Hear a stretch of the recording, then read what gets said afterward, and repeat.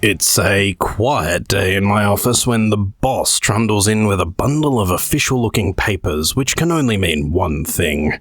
He's trying to get rid of me again.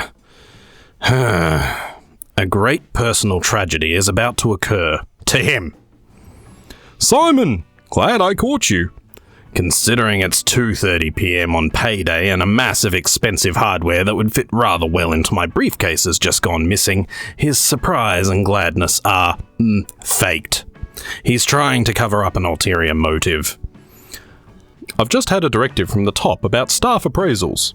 The big boss wants us all to go through personal interviews this year prior to any increases. Dangling the increase carrot has been used before and usually precedes an attempt at a monumental shafting. However, a raise is a raise, so I just nod. The boss takes strength from getting this far and continues. Yours, if it's okay, is tomorrow at 10 a.m. Could you make that? He says, all sugar and spice. Of course I could, I reply, smiling with Bambi-like innocence. The boss thanks me and wanders off, barely suppressing a smug grin. Yeah, it's a shafting alright. Next morning dawns and I'm in at 9 a.m. for a change, watching the entranceway. Time ticks by and it gets to 9:48 when my suspicions are proved. A pale, emaciated figure sporting a thoughtful beard, glasses and medical issue white-collar shirt with non-threatening tie wanders in. A plainclothes psychologist, if I am not very much mistaken. I get the PFY over for a quick gander. He nods. Not a word is spoken as he logs into the various control systems, shaking his head. At the interview, it's the usual psych-type thing. Ink blots, stories about childhood, recent dreams, and so on and so forth.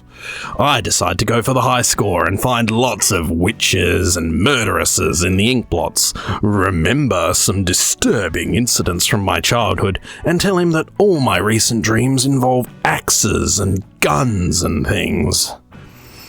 An hour later, he's appearing calm and smiling a lot, but his eyes never leave me for a second. I smile back.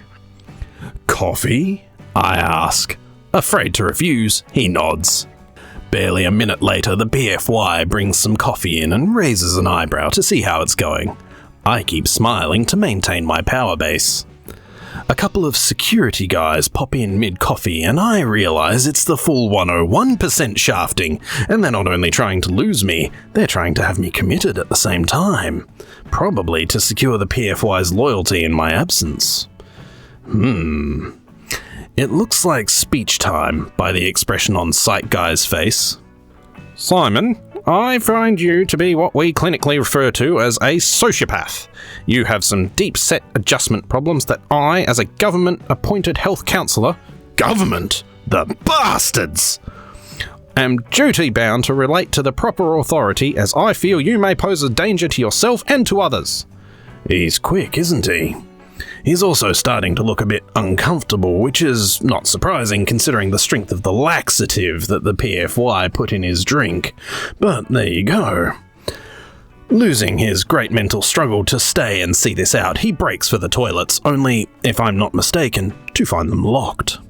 Strange that the only key that locks them is the building master, and that's kept in the security's high-tech safe. 3 turns to 37, 2 turns to 12, 1 turn to 45, which nobody has the combination to. While he's hitting the stairwell at a run, the boss comes in and grabs my psychiatric evaluation with an evil grin. He wanders back with me to the office to gloat, but I'm too busy watching the closed-circuit TV screen over his shoulder to pay much attention. Psych Guy makes for the quickest source of toileting in a building like ours, the floor below. It, too, is strangely locked. The door on the floor below that, which doesn't have a lock, is blocked by 8 large boxes containing 28-inch boardroom-style video monitors which weigh about a ton each and require a trolley to move. He knows he's not going to make it back up the stairs in time, but then he notices a shining beacon presenting itself to him in the form of a rubbish bin at the cafeteria freight entrance.